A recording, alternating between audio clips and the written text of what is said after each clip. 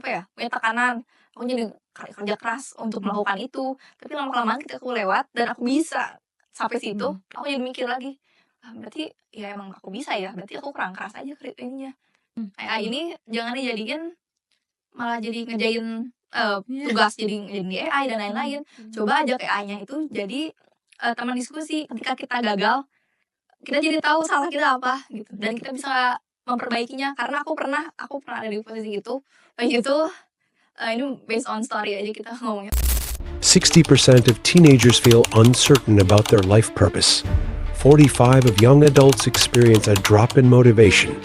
70% of college students struggle to build personal branding.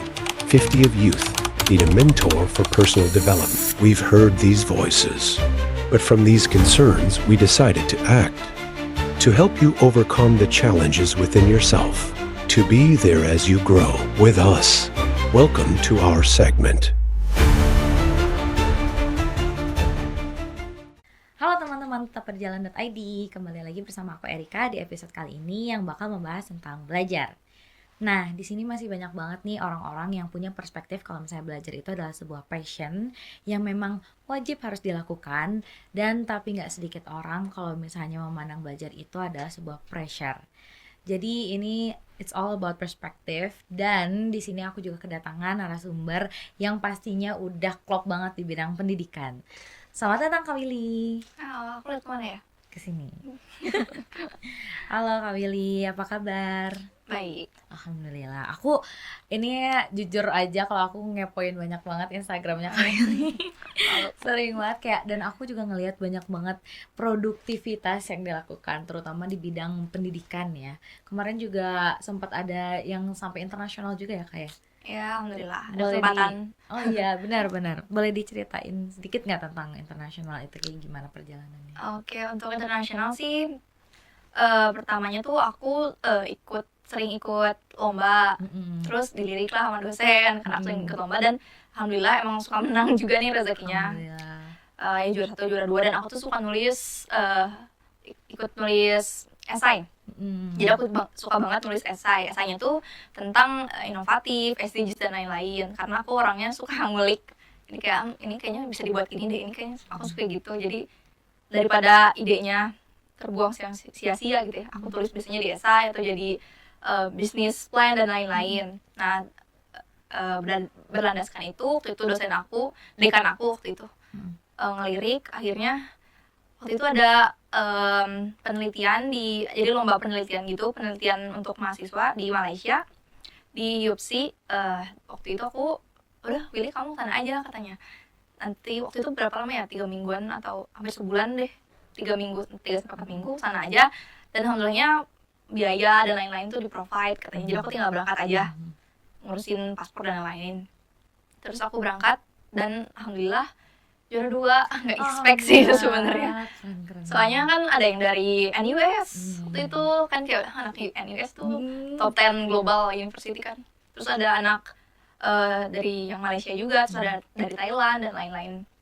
Dan jadi kayak udah sebenarnya aku do my best aja gitu. Nothing tulus waktu itu.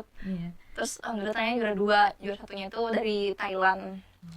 Juaranya aku, juara 3-nya dari Malaysia kalau nggak salah waktu itu tuh. Keren banget, congratulations by the way Kak. Jadi bisa dilihat juga mungkin dari kalau misalnya Kak Willy ini, aku juga memandangnya sangat-sangat menyukai belajar, suka ngulik lah ya, at least ya. Suka ngulik juga, dan akhirnya jadi banyak banget kesempatan yang datang ke Kak Willy. Nah, di sini juga kalau misalnya belajar itu ada yang memang memikirkan ini adalah sebuah kewajiban yang kayak, aduh kalau misalnya nggak belajar nanti aku gagal, atau kayak memang ekspektasi dari keluarga, ekspektasi dari teman, kerabat, atau mungkin dosen-dosen atau guru-guru yang ada di sekolah itu yang jadinya bikin kita tuh takut salah. Terus juga kita merasa belajar itu memang kayak kewajiban yang sebenarnya kita tuh nggak mau ini nggak mau dilaksanakan, cuman jadinya tertekan sendiri gitu. Nah, karena di sini banyak juga pertanyaan tentang sebenarnya menurut kalian atau menurut kita itu belajar itu memang sebuah kewajiban yang harus kita tempuh terus-terusan, atau malah jadinya pressure, atau bisa juga kita menjadikan belajar ini adalah passion, dimana kita juga bisa banyak banget mendapat pendidikan dan juga kesempatan dari belajar. Nah, aku pengen tahu juga nih untuk dari perspektif dari Kak Willy sendiri, apakah Kak Willy sendiri menikmati belajar atau melihat belajar sebagai passion atau malah jadi sebagai pressure? Oke, sebenarnya berbicara tentang belajar ya, nggak belajar itu kan ada banyak ya. Sebenarnya ketika aku ada di sini pun aku belajar banyak gitu. Ketika aku ketemu orang baru, itu belajar juga kan, proses belajar. Jadi belajar itu sebenarnya sangat luas, sangat general. Dan menurut aku belajar itu adalah bagian dari kehidupan yang nggak bisa dipisahin. Jadi sampai kamu tua pun kamu akan belajar, entah belajar misalnya kamu kena amit-amitnya kena asam urat gitu udah tua, kan kamu jadi belajar cara makannya kayak gimana nantinya. Terus kamu jadi belajar, kamu punya cucu, kamu juga belajar cara bonding sama cucunya gimana, itu kan belajar ya banyak. Jadi sebenarnya ketika dibilang belajar itu kewajiban atau enggak, belajar itu adalah bagian dari kehidupan gitu.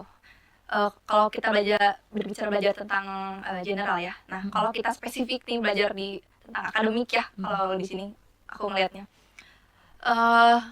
Gimana ya? Jadi kalau misalnya belajar tentang akademik itu menurut aku adalah hal yang memang harus kita lakukan, karena belajar akademik itu bakal ngebentuk core dasar-dasar dari pemikiran kita. Jadi tanpa teman-teman sadari nih, kalau misalnya kita belajar matematika, sebenarnya kita bukan belajar matematika, tapi kita juga ngambil pembelajaran tentang pemecahan masalah, terus cara manage stres kayak gimana, cara kalau misalnya belajar IPS nih, cara mengingat menghafalin tuh kayak gimana, itu kan dilatih ya, jadi core-nya, dasarnya gitu. Dan kita tuh sebenarnya ini harus sadar, jadi jangan menganggap belajar itu pressure dan lain-lain, karena belajar ini memang harus kita lakukan dan memang sampai kita tua, sampai meninggal pun akan terjadi gitu. Jadi sesuatu yang tidak bisa dihindari. Dan sebenarnya teman-teman kalau ngomong teman-teman malas belajar, sebenarnya teman-teman itu setiap harinya belajar gitu, bukan hanya akademik, tapi belajar ketemu orang, ketemu tukang warung dan lain-lain, itu kan proses belajar juga gitu. Oke, menarik banget nih. Jadi memang belajar itu selalu ada jadi bagian dari kehidupan ya, Kak. Betul. Oke, kalau misalnya dalam dunia pendidikan nih, pendidikan itu kan sebenarnya ada pendidikan yang formal, ada pendidikan yang non formal juga, dimana ini tuh menjadi banyak juga perselisihan antara pro dan kontra. Ada yang pro banget di pendidikan akademik, kayak manusia itu memang harus banget untuk bagus di pendidikan formal, tapi tidak harus selalu bisa atau memasuki pendidikan non formal, dimana itu kan dua hal yang sebenarnya berbeda. Menurut kakak sendiri, seberapa penting sih pendidikan seperti itu, dan pandangan kakak mengenai pendidikan formal dan non formal itu seperti apa? Oke, kalau formal mungkin kayak sekolah, kuliah dan lain-lain ya. Kalau non formal tuh aku tangkapnya mungkin kayak bakat, passion dan lain-lain. Jadi menurut aku dua hal itu sebenarnya harus kita lakukan secara beriringan untuk pada awalnya nih, karena seperti tadi aku sebutin, kalau pendidikan formal itu ngebangun core-nya, bangun dasarnya, dan biasanya non formal itu lebih ke teknisnya.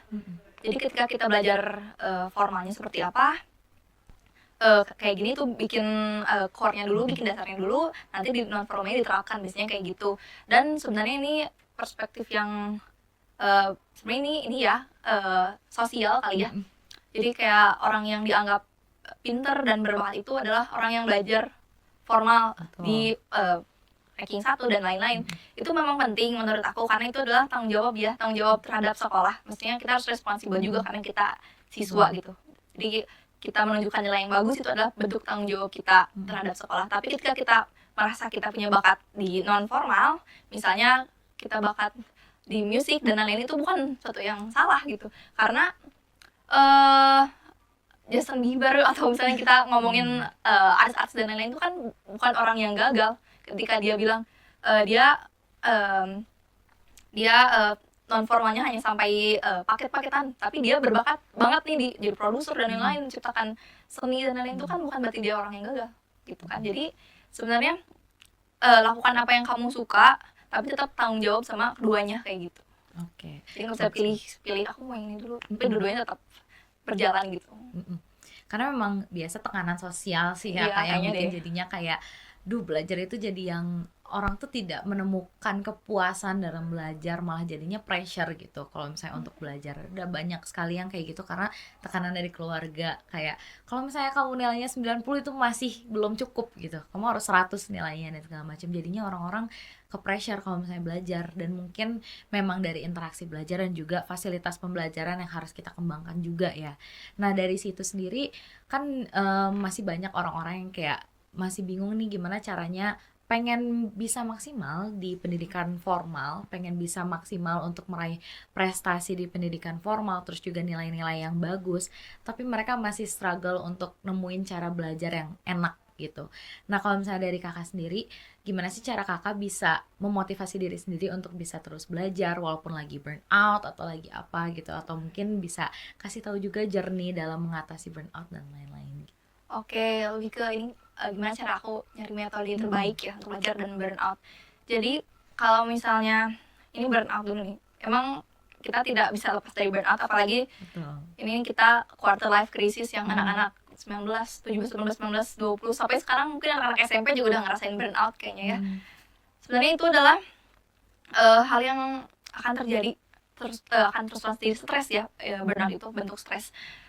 Dan kita sebenarnya nggak usah ngehindarin gitu, kayak it's okay gitu. Ketika kita stres, oh itu kita lagi stres nih, oh itu respon tubuh kan, just take a break gitu, udah istirahat dulu, main game atau apa dan lain-lain, nyari hobi, nyari apa, berenang, olahraga dan lain-lain. Terus nanti ketika kamu udah tenang lagi, kamu lakuin lagi. Sebenarnya as simple as that gitu, gak usah orang-orang kan aduh burnout gimana ini gitu kan, biasanya orang kayak gitu. Menurut aku kita bisa make it simple aja. Ketika kamu burnout, tinggalin aja, istirahat dulu, main game, main atau talk to your friends dan lain-lain, terus balik lagi ketika udah kayak gitu aja. Sebenarnya itu sederhana, tapi kadang orang-orang ini ya hyperbola sama itu. Bener Sebenarnya jadinya- sesimpel kamu istirahat aja, udah nggak usah banyak ngomong, istirahat. Benar Kayak sih. gitu sih. Karena orang banyaknya juga jadi lebih fokus ke Burnout-nya, negatifnya iya. ya, burnout-nya. Berarti nggak istirahat aja gitu. Nah gimana sih Sesimpel kalau itu. misalnya jadinya udah nih kita udah istirahat, terus juga kita udah main dan segala macam, cuman jadinya masih banyak juga orang yang menemukan ketenangannya di istirahat dan bermain aja. Jadi kita masih perlu motivasi yang lebih untuk belajar. Gimana caranya kita bisa membuat belajar itu menjadi menyenangkan dan terus-terusan bisa membuat kita pengen belajar terus gitu. Oke, sebenarnya kalau bicara tentang itu, kita harus tahu, pertama itu kita harus tahu goals kita apa. Kita tuh belajar untuk apa. Sebenarnya dalam semua aspek dalam hidup dan lain-lain kita harus tahu kita hidup buat apa, kita belajar buat apa, kita sekolah buat apa. Kita harus tahu apapun yang kita lakukan tuh kita harus tahu objektifnya gitu. Nah ketika kita tahu tujuannya apa, menurut aku tujuannya apa dan kita kasih sedikit bumbu-bumbu motivasi ini, sebenarnya ketika udah kayak gitu kita bisa, malah kalau aku nih pribadi ya bisa lakuin karena aku udah tahu goals aku. Kecuali kalau teman-teman sini nggak punya goals, jadi kayak udah belajar yang kayak tadi nih, belajar karena disuruh orang tua, disuruh keluarga, disuruh ibu ayah. Nah, itu kan nggak punya tujuan ya, dan dia nggak tahu tujuannya dia apa. Di sini tuh susah kalau kayak gitu. Kalau dari diri sendiri punya tujuan, ya kamu seenggaknya tahu kamu tuh ngelakuin apa gitu, dan kamu tanggung jawab sama itu, kayak gitu sih. Oke, menarik banget. Itu juga salah satu pelajaran yang paling berharga. Karena sebenarnya banyak juga yang ngelupain ya Kak Willy, kalau misalnya memang apapun itu harus punya tujuan. Ya. Nggak cuman sekedar disuruh, nggak cuman sekedar paksaan, tuntutan dari sosial atau mungkin dari keluarga, dan masih banyak tuntutan lainnya. Tapi memang kita juga harus punya tujuannya sendiri. Nah, kalau misalnya dari tujuannya sendiri itu kan pasti ada tujuan jangka pendek dan ada tujuan jangka panjang. Gimana sih caranya kita bisa menyeimbangkan antara kita punya tujuan untuk jangka pendek, misalnya kalau pendidikan belajar itu ada ujian, UTS, UAS yang kayak gitu kan tujuan jangka pendek ya, kita harus berhasil melalui itu. Tapi kalau misalnya tujuan jangka panjang untuk karir, terus juga untuk nanti profesi ke depannya, itu gimana sih cara kita bisa menyeimbangkan di dunia pendidikan itu seperti apa dalam jangka pendek dan jangka panjangnya? Oke, sebenarnya itu aku udah lakuin dari dulu sebenarnya sampai sekarang, dan aku sadar kalau itu tuh penting nih. Aku mau sharing juga. Jadi aku tuh selalu punya bayangan aku tuh mau hidup nanti nih, aku 10 tahun lagi, 15 tahun lagi, 20 tahun lagi aku mau hidup kayak gimana gitu. Apa yang ingin aku lakukan ketika aku mencapai umur itu, aku pengen jadi apa, aku pengen tinggal di mana, aku pengen kerja di mana, aku pengen kehidupan aku seperti apa, aku pengen makan apa, pengen ini dan lain, aku suka bayangin. Nah ketika aku tahu nih aku kayaknya 10 tahun lagi, ketika aku umur 25, 30 aku pengen kayak gini, orangnya kayak gini.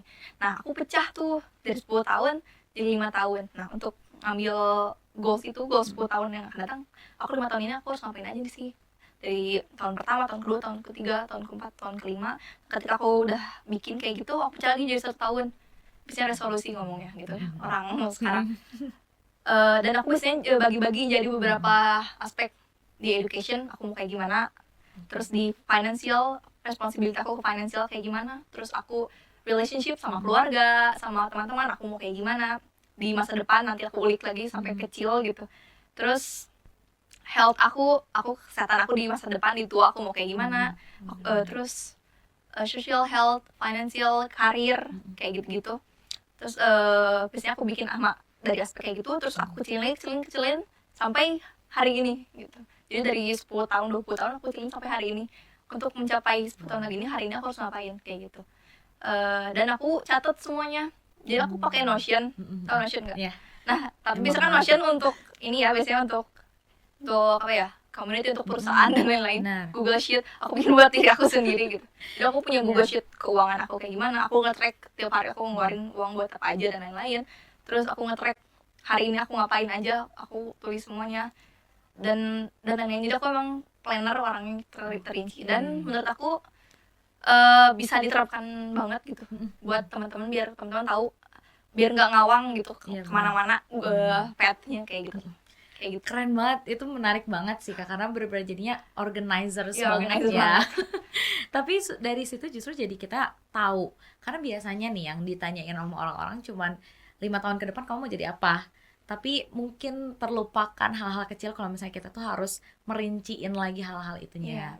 Dan aku juga waktu itu menarik karena aku waktu itu baca sebuah artikel bahwa kalau misalnya otak kita itu memang butuh hal yang sangat spesifik untuk kita pada akhirnya bisa mencapai tujuan kita.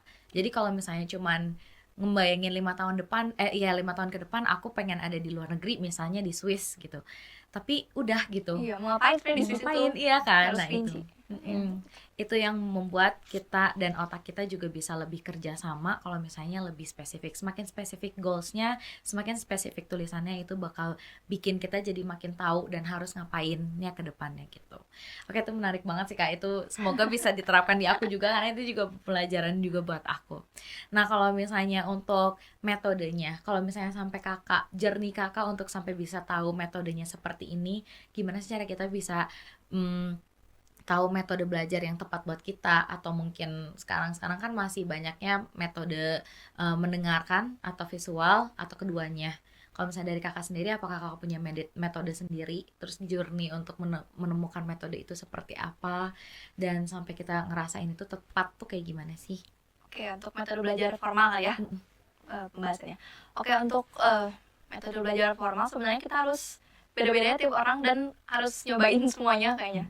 Jadi cobain, menurut aku untuk teman-teman yang masih bingung cara belajar kayak gimana, cobain aja semuanya. Nanti ketemu yang paling pas kayak gimana. Kalau aku biasanya karena aku visual orangnya, aku biasanya baca buku, ngeliat kayak gitu-gitu. Kalau aku baca, saya baca artikel, terus aku tulis ulang apa yang dari tulisan itu aku tulis ulang. Kalau aku ujian nih, kita ambil example aja biar gampang. Aku ujian biologi misalnya. Nah, aku baca, misalnya aku belajar ujian tentang metabolisme. Baca, terus aku tulis ulang. Aku ingat dulu, terus aku tulis ulang. Terus berikutnya terus, jadi banyak hambur kertas. Nah, kalau aku belajarnya kayak gitu. Jadi pertama aku baca, terus aku ngafalin, terus aku tulis ulang. Biasanya gitu. Jadi ada 3 metode di mana aku ingat tanpa aku sadar. Itu tuh 3 metode yang bikin aku ingat. Jadi aku baca, masuk ke otak, aku hafalin, aku masuk ke otak, dan aku tulis yang aku ingat, aku masuk ke otak. Dan biasanya dengan cara itu aku efektif gitu, walaupun hambur kertas. Ini kalau kita bicara tentang ini ya, harus belajar formal, ujian dan lain-lain. Dan kalau misalnya untuk ketika kalau di rumah kayak gitu, dan di luar juga kayak gitu sebenarnya. Tapi ketika aku tahu, kalau kan biasanya ujian tuh banyak ya, nggak sebab 2 bab, kayak sehari 2 matkul, 3 matkul gitu. Itu kan kalau kita di rumah bosen. Mm-mm. Aku tuh anaknya WFC banget gitu. Harus Jadi di luar. iya, jadi keluar. Dan itu bisa banget diterapkan karena aku ngerasa ketika aku keluar distraksinya berkurang. Jadi dan aku pernah baca buku gitu. Kalau dia tuh ngomong ada penelitiannya, kalau dia tuh ngomong kita tuh nggak boleh kerja dan istirahat di tempat yang sama. Oke. Karena itu energinya beda gitu belakang belakang Iya, kan. iya. Jadi makanya ketika kita belajar di kamar susah biasanya. Tapi ketika kita tidur pun ya kayak gitulah bertolak belakang ya. Jadi kalau bisa tuh makanya ada ruang kerja sama tempat tidurnya dipisahin karena jangan energinya jangan sama gitu. Jadi kalau kita teman-teman belajar di sini ya tidurnya jangan di satu tempat kalau bisa kayak gitu. Jadi kalau teman-teman jenuh dan lain-lain keluar aja ke perpus. Terus perpus kan di Bandung juga ada ya perpustakaan umum, terus ke kampus dan lain-lain, ke kafe belajar. Di situ aku rasanya bisa lebih fokus sih karena nggak ada distraksi, fokus di situ dan kita kan mau ngapain, mau nonton mau apa kan nggak ada gitu, cuma ada coffee, laptop, buku, cuma ada itu gitu. Jadi hanya itu yang bisa kita lakukan, jadi bisa lebih fokus sih. Oke, keren banget. Berarti emang metode tuh penting sih ya Kak untuk diterapkan metode belajar Iya, itu. tapi harus ngulik. Jadi Benar. lagi-lagi teman-teman harus ngulik metode apa yang paling cocok. Kalau aku kayak gitu. Lagi-lagi belajar bagian dari Iya. kehidupan juga ya. Mau tahu metode seperti apa Belajar yang cocok dulu. ya belajar lagi gitu ya. Belajar metode apa yang sekiranya memang cocok. Apakah di visual, apakah di pendengaran aja, audio, atau memang keduanya gitu. Nah kalau misalnya dari Kakak sendiri, kalau misalnya untuk bisa terus-terusan lebih produktif dan bisa membayangkan kalau belajar itu fun gitu. Karena kan aku juga ngelihat Kakak tuh orangnya banyak sekali nulis artikel, terus juga sampai ke punya kesempatan bisa ke luar negeri, semuanya di provide gitu ya, dan Kakak cuma tinggal ngurus paspor aja gitu.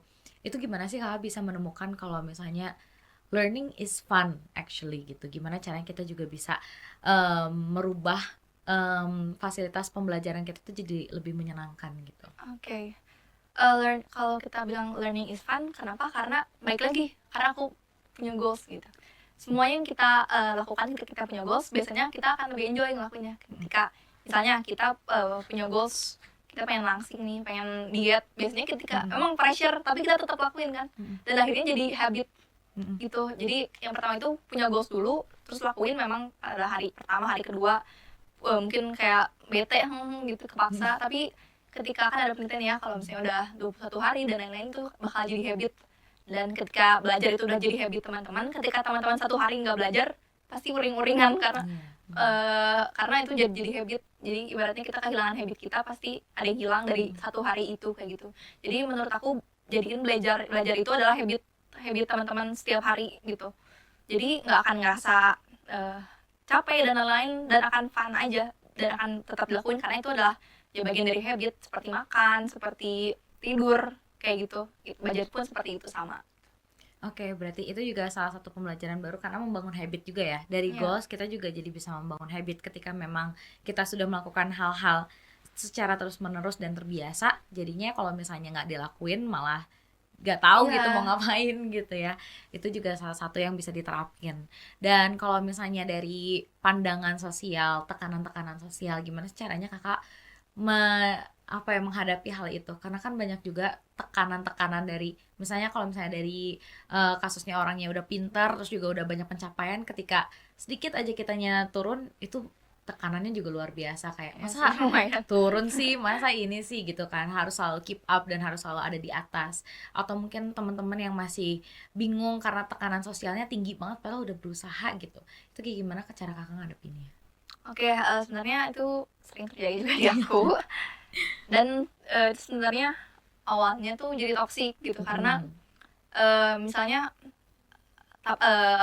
aku tuh cuma bisa segini nih, misalnya aku cuma bisa sini dan aku ulang-ulang pun aku cuma bisa sampai situ gitu, tapi orang tuh pasti kayak kok nggak bisa sih sampai sini, kok nggak bisa sampai gini. Sebenarnya awalnya itu toksik dan aku jadinya punya punya tekanan, aku jadi kerja keras untuk melakukan itu, tapi lama-kelamaan ketika aku lewat dan aku bisa sampai situ, aku jadi mikir lagi, berarti ya emang aku bisa ya, berarti aku kurang keras aja usahanya gitu. Sebenarnya memang bisa. Jadi jadiin tekanan-tekanan itu, pressure itu jadi afirmasi sih menurut aku. Kalau aku sekarang gitu mengalami itu, aku jadiin itu afirmasi positif ke aku jadi motivasi gitu. Hmm. Dan sebenarnya ketika dia bilang aku bisa nih gitu, berarti aku memang bisa gitu, tapi aku aja nggak yakin sama diri aku dan nggak cukup berusaha gitu, karena orang lain ngeliat itu bisa, berarti ada kesempatan dong gitu, kenapa nggak dicoba aja gitu. Oke, bener banget, karena orang juga mungkin karena orang juga melihat potensi kita sih ya. Iya Jadi gitu. sebenarnya Kayaknya memang nih bisa, gitu. iya. Tapi berarti keyakinan dari diri sendiri juga ya. Kalau misalnya tekanan, sebenarnya tekanan itu juga kalau misalnya kita merubah mindset kita menjadi lebih baik, itu malah justru membangun kita dan mendorong kita untuk Iya. lebih termotivasi lagi ya buat belajar. Jadi memang itu juga perihal perspektif and mindset juga. Kalau misalnya kamu masih mendengarkan mereka secara negatif, mungkin bisa dirubah aja kacamatanya, jadi mungkin oh ya memang mungkin mereka melihat potensi di dalam diri kita sehingga kita sebenarnya bisa, dan akhirnya kita merubah mindset kita untuk yakin ke diri sendiri ya kayak. Itu Ya, menarik betul. banget, dan itu juga jadinya positif, yang awalnya toxic jadi Iya, lebih ke balikin, positif iya. ya. Oke, kalau misalnya dari proses untuk mencapai belajar sampai titik tertinggi ya, atau mungkin sampai pencapaian ke ranah internasional, nggak cuman di domestik aja, itu pasti melewati banyak macam obstacles, terus juga tantangannya, journey-nya juga pasti panjang banget, dan mungkin ada kegagalan juga di dalamnya, 1-2. Gimana sih caranya kakak juga akhirnya malah mendapatkan kegagalan gitu ketika kakak sudah berusaha, terus juga kegagalannya nggak cuma dari orang lain tapi dari diri sendiri gitu.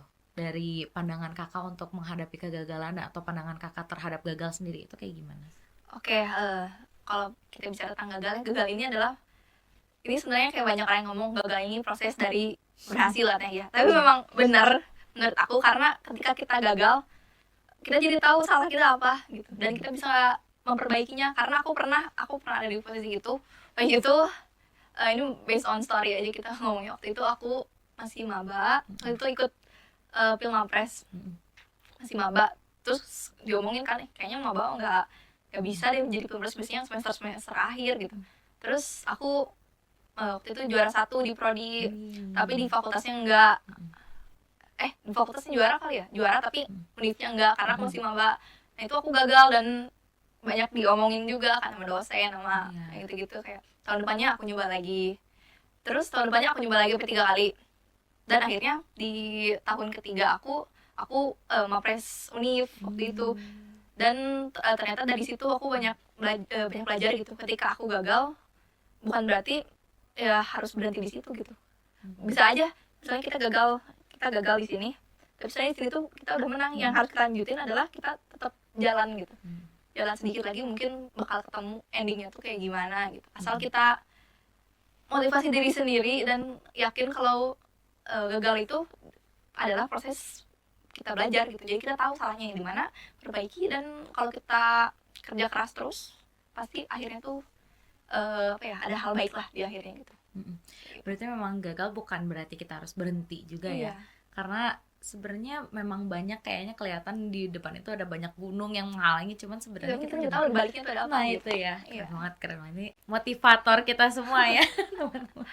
Terus kalau misalnya dari sekarang itu melihat perkembangan teknologi yang sangat masif di era yang sangat digital ini tuh banyak banget distraksinya. Biasanya dulu distraksinya cuman main sama temen-temen atau cuma nongkrong-nongkrong aja, sekarang tuh udah teknologi, apalagi scrolling sosial media itu benar-benar wah itu bikin kayak susah banget untuk dilepas, apalagi kalau misalnya harus pilih-pilih berita dan segala macam. Gimana kalau misalnya dari kakak memandang teknologi itu bisa dimanfaatkan justru untuk belajar? Gimana kalau misalnya kita bisa memandang teknologi itu gak cuman sebuah distraksi tapi juga sebuah power yang gak menghentikan kita untuk belajar? Dari kakak sendiri kayak gimana? Oke, kalau kita bicara tentang teknologi, sebenarnya teknologi itu ada positifnya, ada negatifnya. Bisa jadi teman kita, bisa jadi musuh kita sebenarnya. Itu gimana kitanya. Kalau teknologi bisa jadi musuh kita ketika kita tidak memanfaatkan dengan baik, dan bisa jadi teman baik kita banget ketika kita bisa memanfaatkannya dengan baik. Dan menurut aku kita harus melihat peluangnya di situ. Apalagi dengan teknologi yang cepat gitu, kita bisa nyari apapun dan secara cepat gitu ya, dan dimanapun. Dan harus lihat peluangnya kayak gitu. Jadi harus lihat peluangnya ke situ. Harus sadar diri sih sebenarnya, dari awalnya kita harus sadar diri. Terus kita sebenarnya kalau misalnya kita bilang tentang sosmed dan lain-lain, aku juga main sosmed gitu, aku juga suka scroll suka apa, tapi secukupnya aja gitu. Ketika kan suka ada timer nih 1 jam, 1 jam udah 1 jam nih udahan gitu, ya udah aja gitu, dan ngelakuin hal yang lain.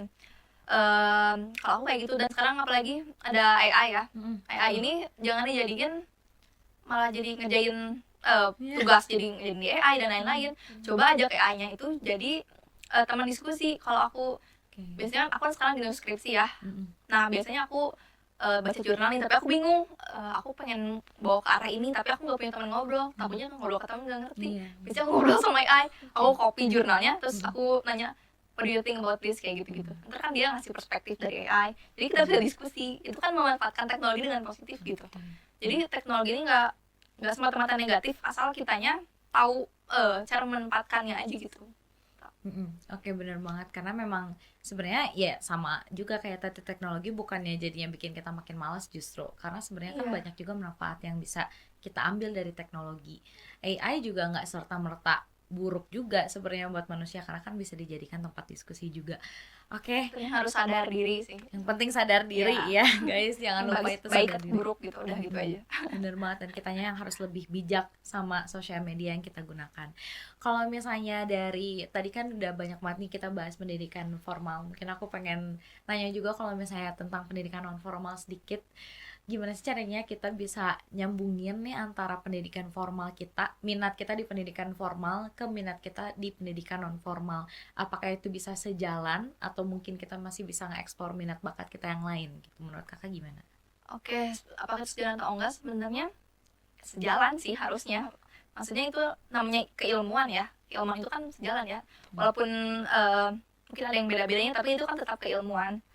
Itu tetap sama, mungkin caranya aja yang beda, metodenya aja yang beda, itu tetap sama. Dan menurut aku ketika teman-teman punya orangnya akademiknya bagus gitu, tapi non akademiknya bagus juga nih, ya jalin aja dua-duanya gitu. Why not? Ketika ada waktu luang untuk misalnya eskul nyanyi dan lain-lain, musik band dan lain-lain, ya lakuin aja gitu.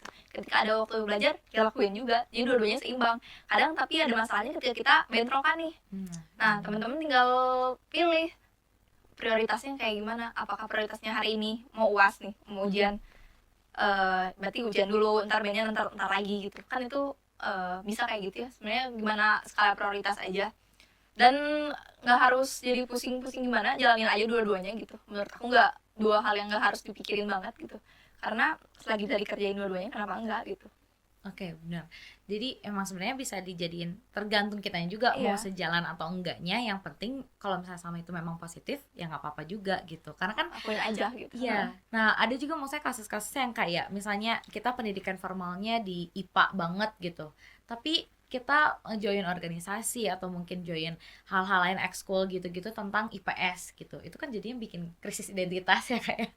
Itu jadi tanggapan kakak perihal pendidikan formal dan non formal yang saling bertolak belakang, itu berarti masih nggak apa-apa gitu atau harus jalan? Nggak apa-apa sih sebenarnya, ini bisa dijadiin dua perspektif. Sebenarnya yang pertama itu nggak apa-apa karena itu kan bukan, kita kan mengambil belajar itu kan untuk kehidupan kita ya, jadi untuk kehidupan kita nantinya, dan itu bisa kita terapkan kehidupan sehari-hari kita gitu. Yang pertama itu organisasi, itu kan nggak harus outputnya berbentuk rapot gitu atau nilai ijazah dan lain kan. Organisasi outputnya bisa untuk kejiwaan kita, terus kayak mentalitas kita dan lain-lain. Nah sebenarnya itu dua halnya itu bisa kita ambil untuk kehidupan kita sehari-hari. Tapi untuk kehidupan misalnya kita spesifikin ke karir gitu ya, memang benar, aku juga sekarang, dulu aku seperti itu, aku banyak ini dan lain-lain, dan akhirnya krisis identity. Dan sekarang aku banyak baca buku dan lain-lain, aku ngerasa itu memang benar, kita tuh harus bukan harus sih, baiknya kita memusatkan satu perhatian kita pada satu bidang, memang seperti itu. Dan itu biasanya orang-orang yang ahli dalam satu bidang itu lebih dihargain. Ibaratnya waktu itu Napoleon Hill, dia mengibaratkan ibaratnya itu kasih pembesar di sinar matahari. Kalau lebar kan biasanya nggak bikin kebakar gitu, tapi ketika dia pusat satu titik itu bisa bakar, ke atas tuh bakar. Sama seperti kita membangun pendidikan untuk karir dan lain-lain gitu. Jadi jangan kemana-mana, fokus pada satu hal. Dan itu struggle aku sekarang, Jadi memang aku juga sedang melakukan itu, sedang melakukan pencarian aku mau fokus di mana gitu satu hal, dan harus sadar dari awal sebenarnya ini tuh gitu.